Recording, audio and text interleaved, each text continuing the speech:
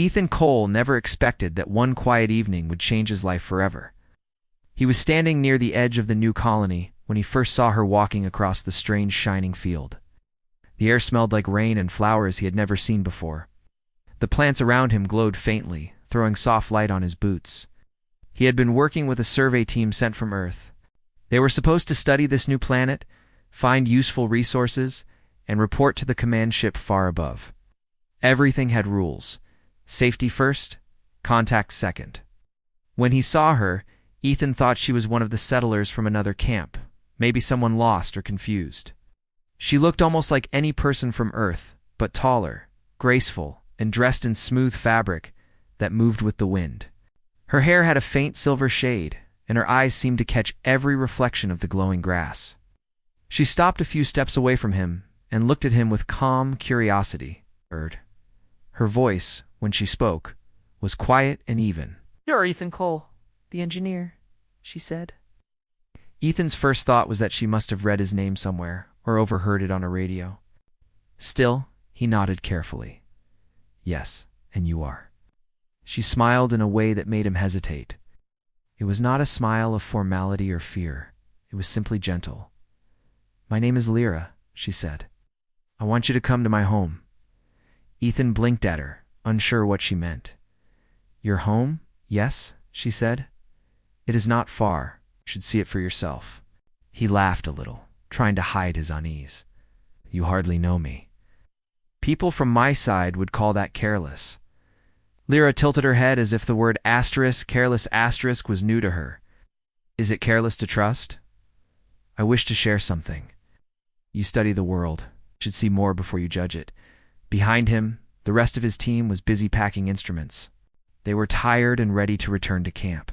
The sun, if it could be called, that was just setting, painting the sky in deep blue streaks. Ethan started to tell her that maybe another time would be better, but something in her calm manner made him pause. She did not look dangerous. She did not even look nervous. She only looked sure of herself, as if she had already weighed every risk and still chosen to meet him. He thought of the protocols that said no independent contact, but curiosity was stronger than fear.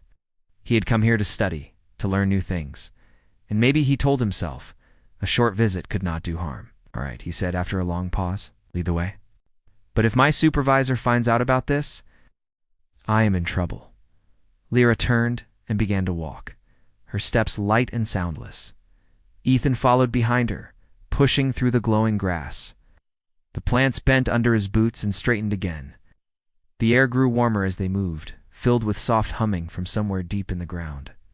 They crossed a low hill and came to an open valley. In the middle stood a structure that shimmered as if made from glass and stone combined. It rose in soft curves, not sharp lines.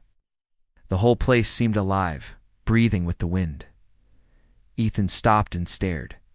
He had seen many strange buildings built by human hands, but nothing like this.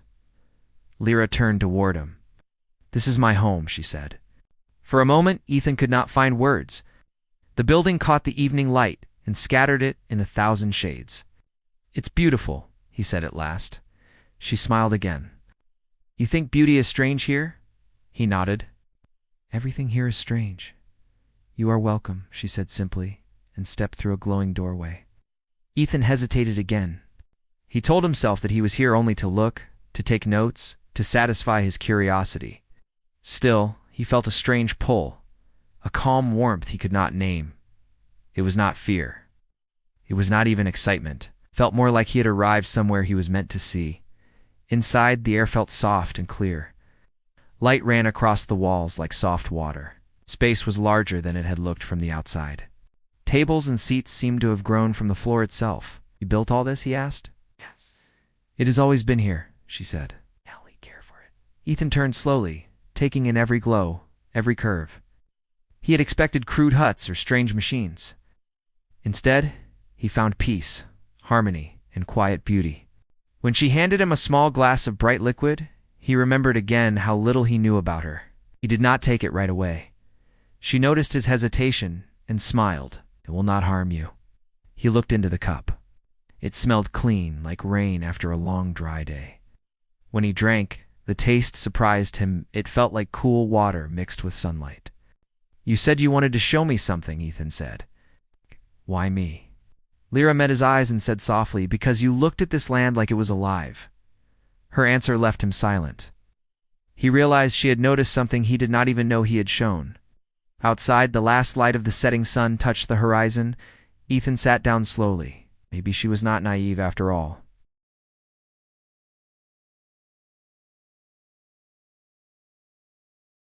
Ethan woke the next morning still inside Lyra's strange home. The light that filled the room felt soft, not from a lamp or any machine. It came from the walls themselves, glowing in quiet rhythm.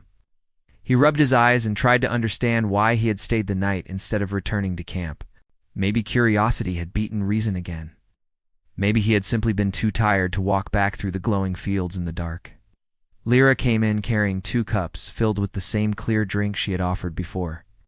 She greeted him with a calm smile and handed one to him. Ethan accepted it and whispered his thanks, trying to study her more closely now that it was daylight. She looked human, completely human, yet her presence filled the room in a way he could not explain. She seemed strong but gentle, like someone who never had to raise her voice to be obeyed. You slept well, she said. I think so, Ethan answered. Your home feels quiet, peaceful, too peaceful for a place that's strange. It listens, she said simply. Everything here listens. He frowned. Listens how? You mean the building can hear us? Not with ears, she replied. It understands moods and rhythm. It changes with how we speak, how we breathe. Ethan looked around again. Perhaps it was imagination, but the walls did seem to pulse faintly while they spoke, as if reacting to their voices. He took in the scent of the air. It was clean, almost sweet. No dust, no smoke, no mechanical hum anywhere. You really built all this yourself? He asked again. She smiled slightly. No one builds alone. My people, my family before me. They cared for it for many years. It is a part of us. Ethan sipped his drink. It was cold like mountain water, still carrying that mix of sunlight and rain. He tried not to look impressed, but he was. Technology or nature, he could not tell which one he was seeing. After a while, Lyra took him outside. The morning sky shimmered pale blue, and the fields around them glowed under the light. Little motes of color floated above the grass, vanishing if he tried to touch them. She pointed toward the horizon. That way are the hills. Beyond them is the well of voices. The what? Ethan asked. It is where the land remembers. You should see it. You will understand us better after that. Ethan looked around for a path or road, but saw none. The idea of walking across open glowing land made him hesitate, but something in her serious tone made him follow. They walked together down a slope and across a narrow stream that hummed like faint music. Every step he took marked the grass with light footsteps that slowly faded. As they walked, she asked him about his own world. He told her about large cities covered in steel and glass, machines that could travel faster than sound, and lights that never went out. Lyra listened with interest, but every now and then she shook her head. You have everything that moves fast, she said, but do you have anything that waits? Ethan had no answer. Waiting, he thought, was a thing humans hated. Everything was rush, goal, and schedule. Maybe that was why her words settled deep in his mind. When they reached the top of the next hill, Ethan saw a wide hollow filled with mirrors or pools of clear water. They reflected the sky in strange patterns. The air there felt heavy, but not unpleasant. Gentle hums came from below the surface. This is the well, said Lyra. It remembers what others forget. Ethan crouched near the edge and looked down. Reflection showed not only the sky in his face, but faint images, moving like shadows, figures that looked like people, walking and lifting their hands as though they were alive. He blinked hard, unsure if his eyes were tricking him. What are these? He whispered. They came before us, she said. There. Voices live in the deep water. See only what you are meant to see. Ethan shuddered, but not from fear. It was more like awe. He tapped the ground with his boot. This is some kind of memory system, isn't it? Maybe an old energy source. She looked at him and shook her head. You like to measure everything? That is what your people do. Some things are not for numbers. They stood there quietly for a long moment. The air moved around them, warm and slow. Then Lyra reached into the water with her hand. For a heartbeat, light spread from her fingers across the whole surface. The hum rose like a quiet song. Ethan felt the hair on his arms lift. "You can feel it too," she said quietly. "The land remembers what you bring with you." "I don't understand," he said. "One day you will." She rose and began walking back toward the hill. Ethan followed, his mind crowded with thoughts he could not fit together.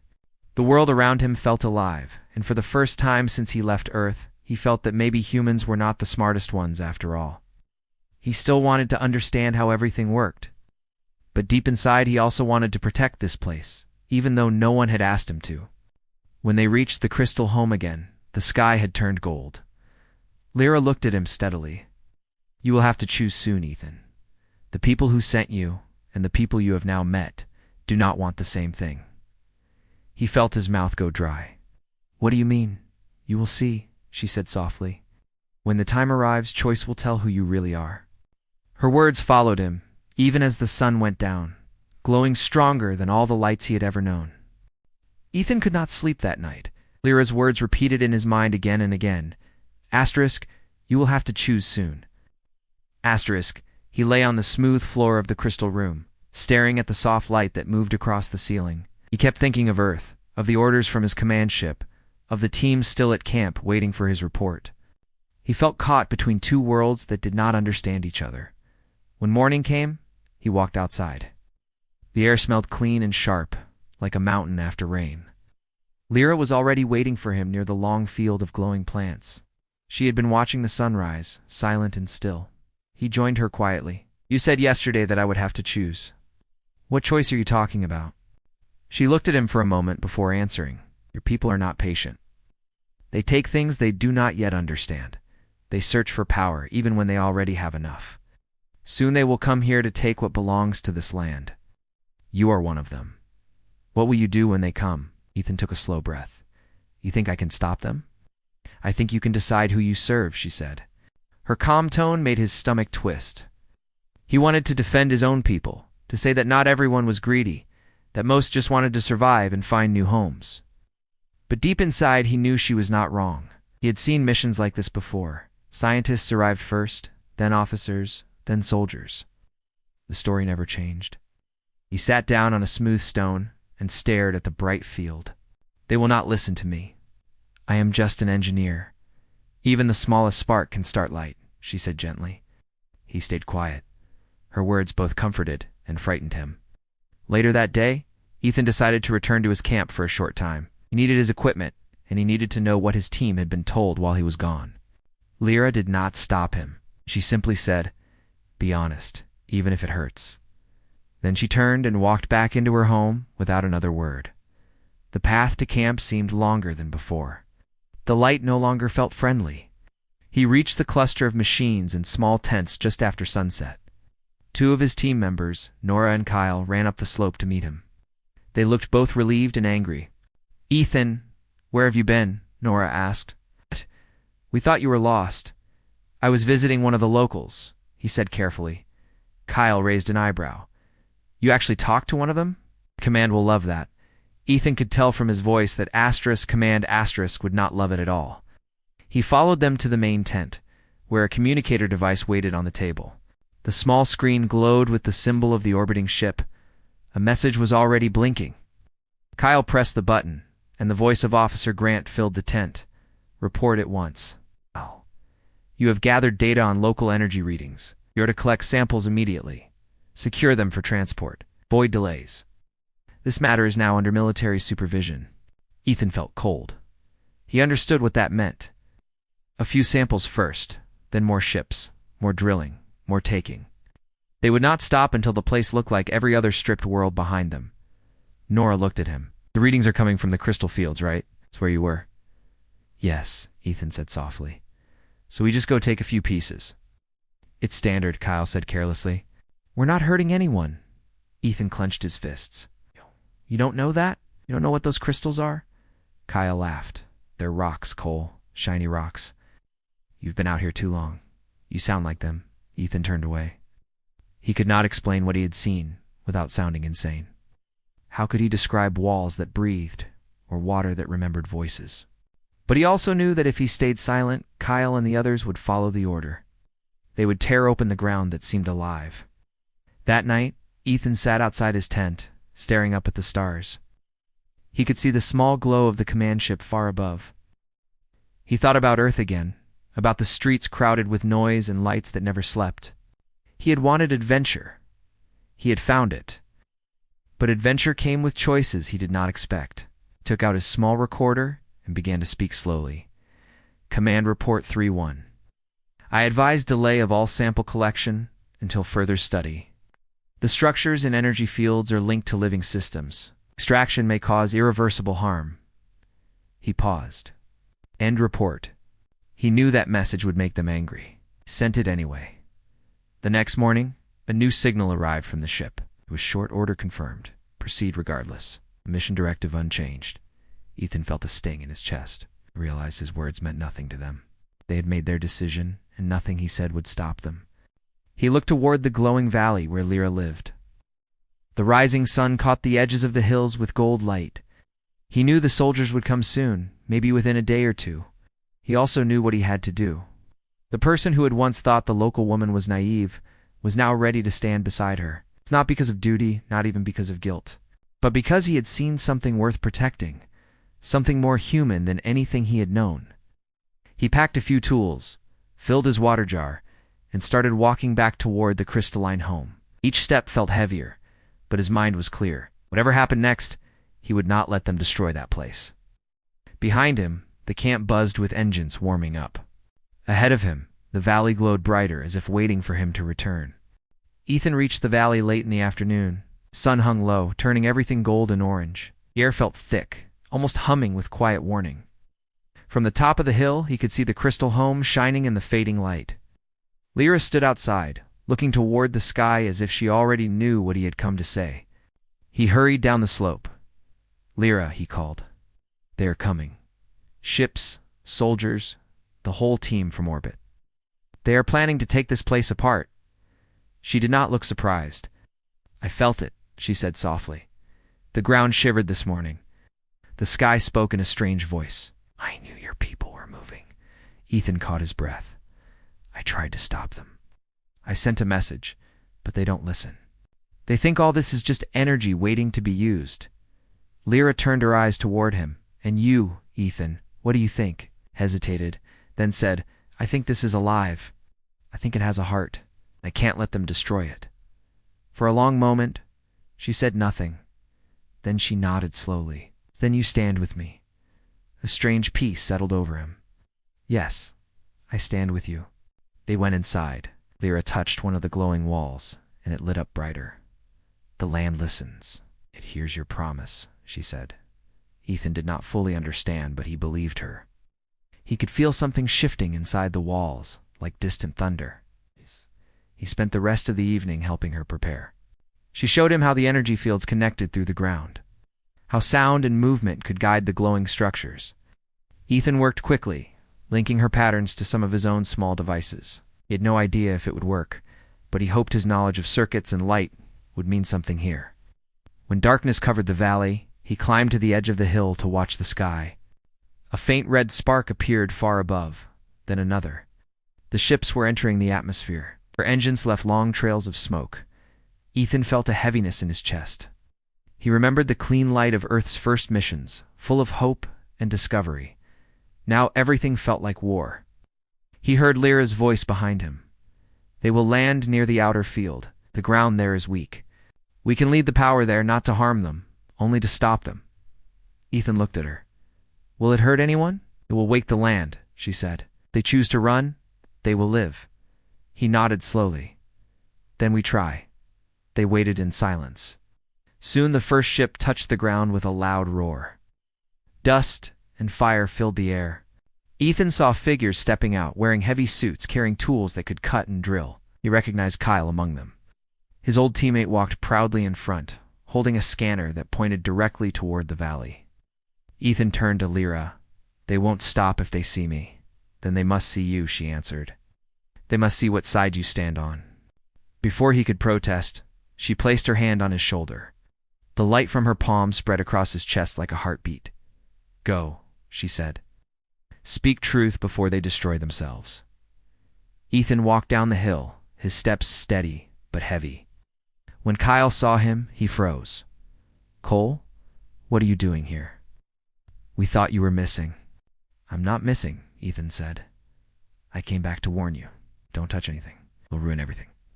Kyle laughed, shaking his head. You sound crazy.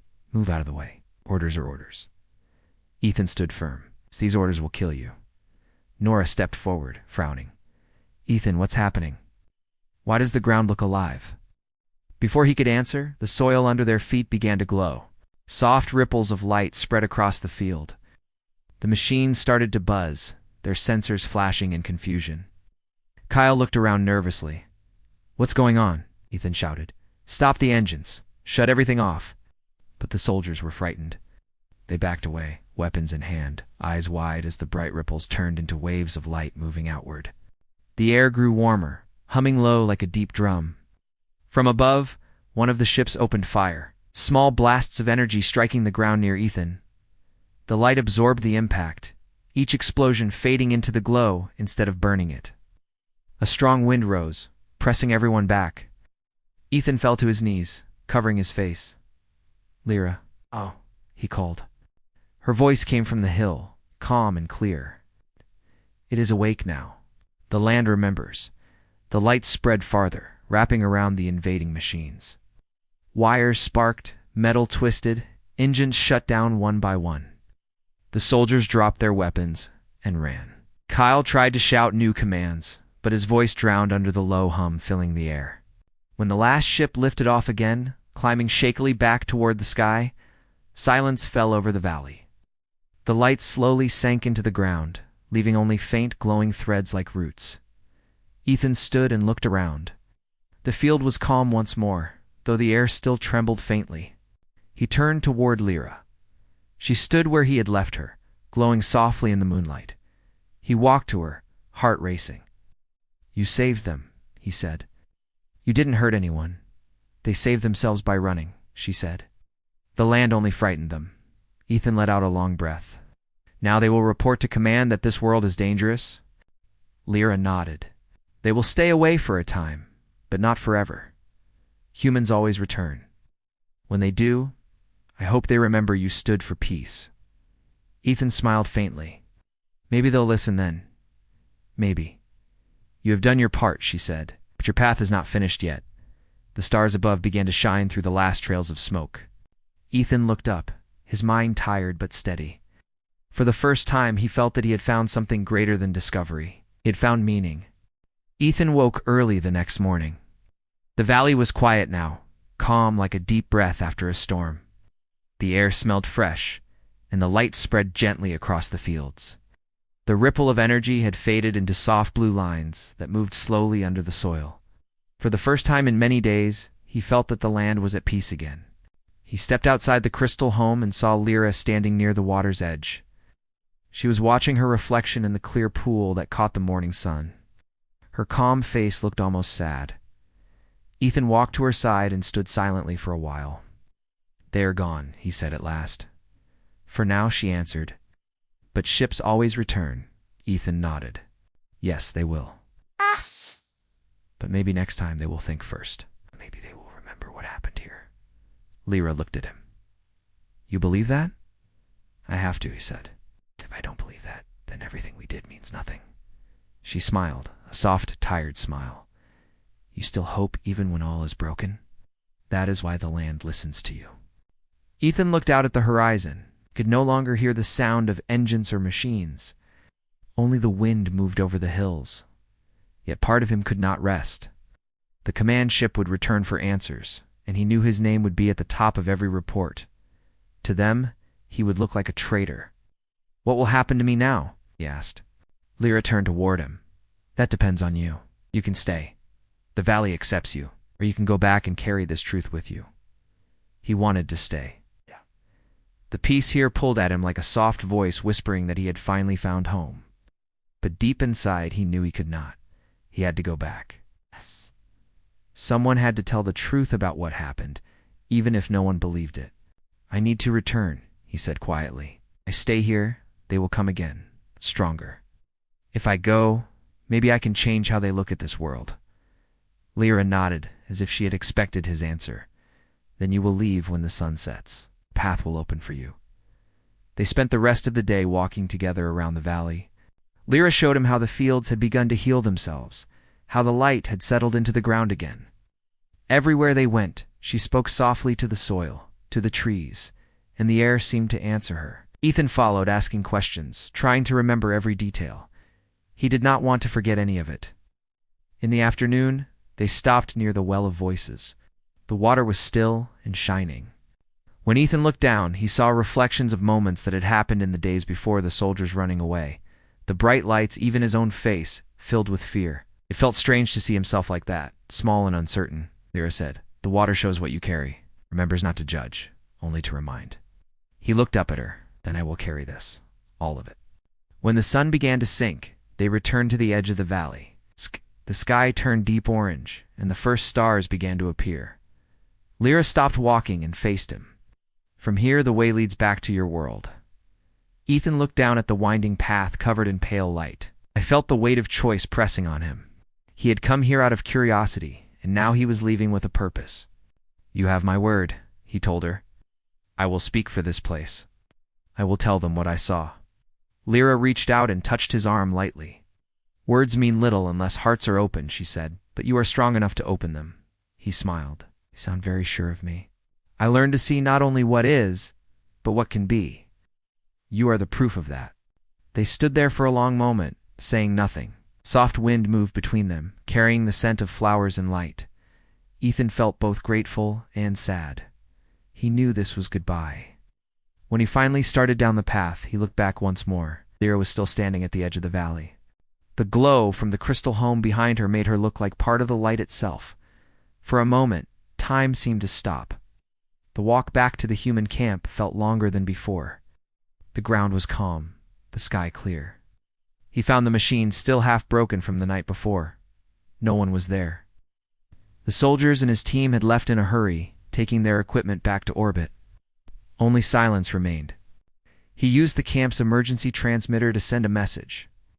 "This world is not empty," he said. "Do not return with weapons or drills.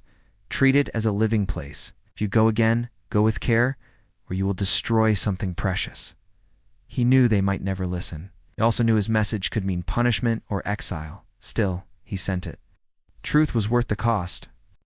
That night, Ethan built a small fire near the broken machines. He looked up at the stars. They seemed brighter now, like they carried quiet approval from the valley beyond the hills.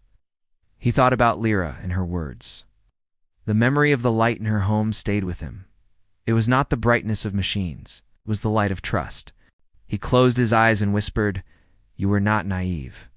Then he smiled faintly. "I was." Years later, people would speak of Ethan Cole as the man who saw wonder in another world and chose peace instead of power. His story reminded others that humanity's greatest strength was not conquest, but understanding. And sometimes, when ships passed over that distant world, they saw a faint glow on the surface below, a quiet valley shining softly under the stars, as if still waiting for him to return.